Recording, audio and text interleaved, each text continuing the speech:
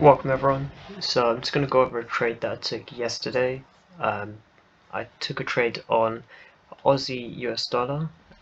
This was following the initial jobless claims news event that came out. Let me just show you.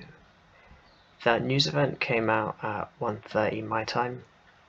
And then following that we had some weakness step in on across all of the US dollars. So we had weakness on pounds, euros, Canadian dollar, Kiwi, Aussie, and yen. The charts I was focused on were pound dollar, Kiwi dollar, and Aussie dollar. I wasn't looking at dollar CAD, but that did have the nicest move. I'll show you later. But to go over the trade that I took, it was on Aussie dollar. Let me just open this one up.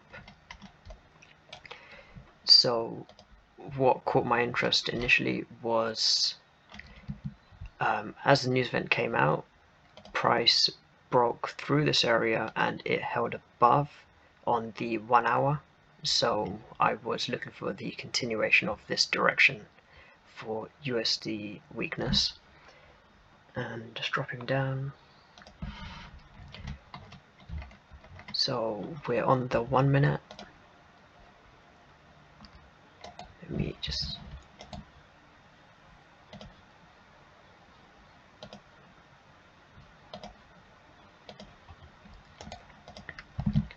So we're on the 1 minute, and it was at this point when this last buyer got taken out that the sellers were introduced into the market. And then after that, I was just looking for the sellers to roll over to the buy side. And let me just show you where I took my entry. So what I was waiting for was I was just watching these sellers and I was just seeing which one gets taken out.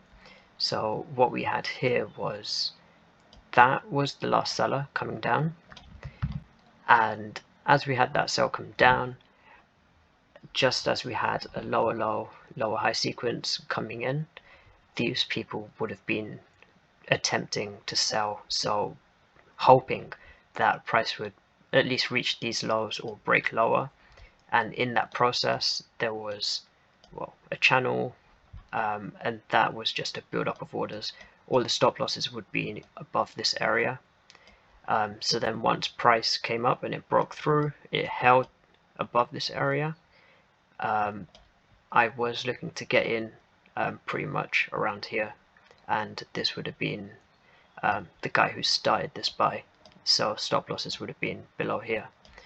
My entry was a little bit later than I wanted it to be, but I took it pretty much here. Just move it across.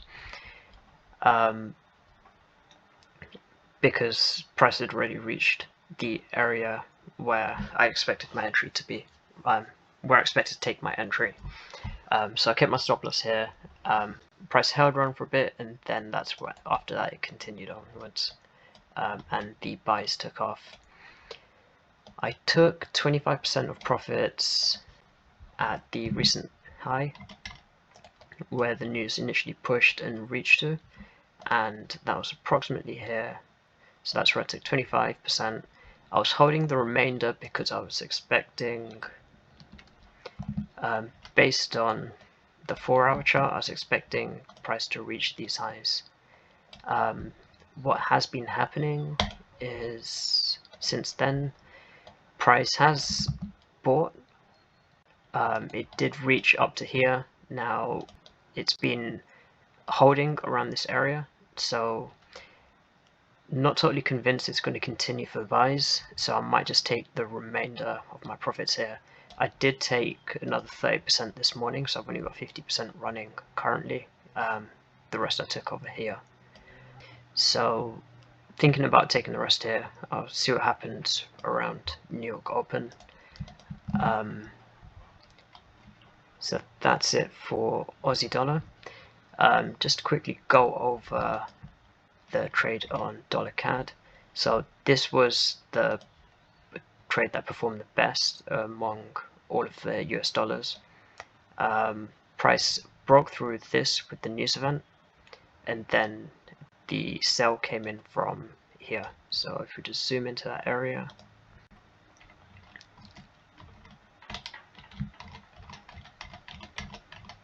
we had the buyers introduced as this area broke, and then this is where price rolled over to the sell side, and then it tested, and then that's where the entry would have been, and then it sold.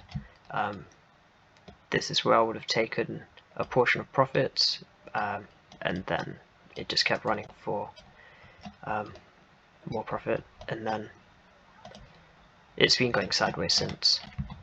But as you can see, this was the best performer. It's been running quite a lot. Based on how much it's going sideways at this point, I feel like I'm not totally convinced Aussie is going to continue buying. So probably will be taking the remainder of the profits over here, especially since it's Friday as well and we're just going into the weekend now. But that's it for this one. I will catch you next week. Have a good weekend.